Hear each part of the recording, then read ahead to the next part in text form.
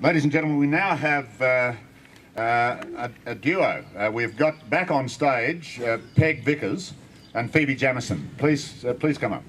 Make them welcome.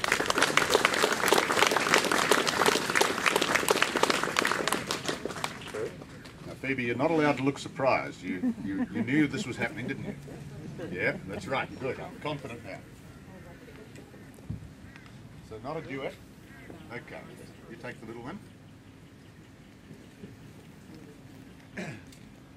This poem's by my great aunt Peg and it's called Grandpa's Mess. Grandpa was sitting in his chair with little on his mind, drinking from the cleanest cup that he had chanced to find. Grandma was at her sister's place where she had gone to stay and would not be back till Monday, which was half a week away. Then he had a strange sensation that he was not alone, and as he turned around, his heart was turned to stone. For with a suitcase in her hand and standing at the door with face like thunder was Grandma, to be sure. "This place is like a rubbish tip," she shouted in distress. "How can you go on sitting there in such a filthy mess? Look at all those plates you've piled up in the sink. You haven't swept the floor for days. What will the neighbours think? You haven't wiped the table down or put away the custard. You're just a useless, lazy man who never could be trusted. I don't suppose you've washed the socks or made the bed," said she, "but just been sitting there all day in front of that TV." Grandpa stared down at the floor, feeling grim and surly. Why did she have to change her plans and come back home so early? Just as well, he thought, as he stared into his cup. She didn't come home yesterday before I'd tidied up.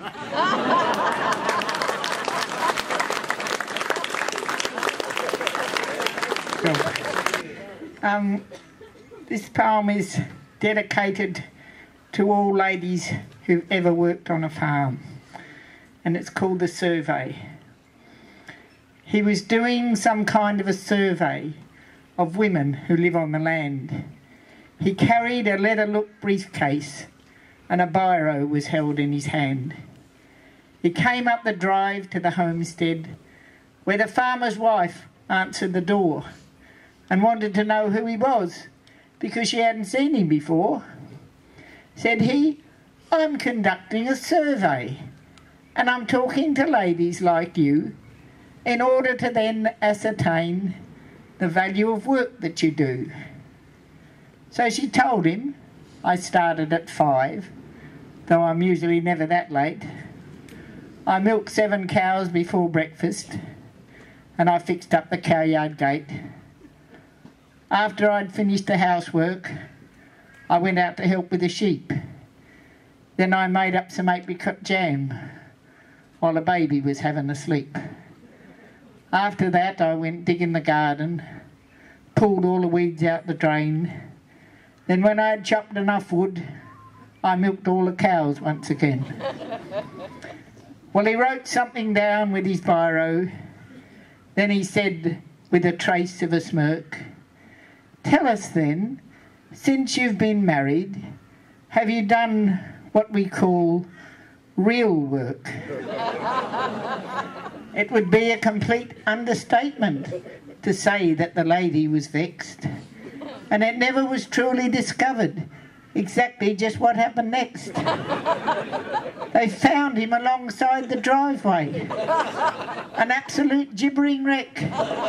His biro was shoved up his nostril and his briefcase was wrapped round his neck, and ever so faintly he muttered as he fingered the side of his head, "I can't understand why she did it.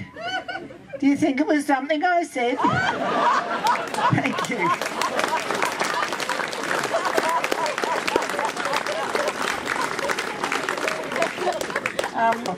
A poet's breakfast.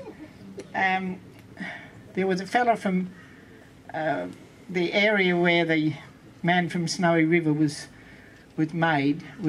written, and he said that every second man you see over there reckons he's the man from Snowy River. And so this one's called The Man. "I'm the man from Snowy River," he told them at the bar. the one that Banjo wrote the poem about. I can gallop down the mountain and make the rangers ring. I can crack my whip and give a mighty shout. Then an old man with a beard who was drinking at the bar looked around and gave a rude remark. If you're wondering just why my beard is so long, it's because I am the man from Ironbark. Then the man from Goondiwindi rose up from where he sat, and he said, "You two are just a pair of skites." Said the man from Snowy River, "Don't talk to me like that, or I will have to punch out both your lights." Then the man from Goondiwindi hit the man from Ironbark. There was blood and beer and bottles in the fray.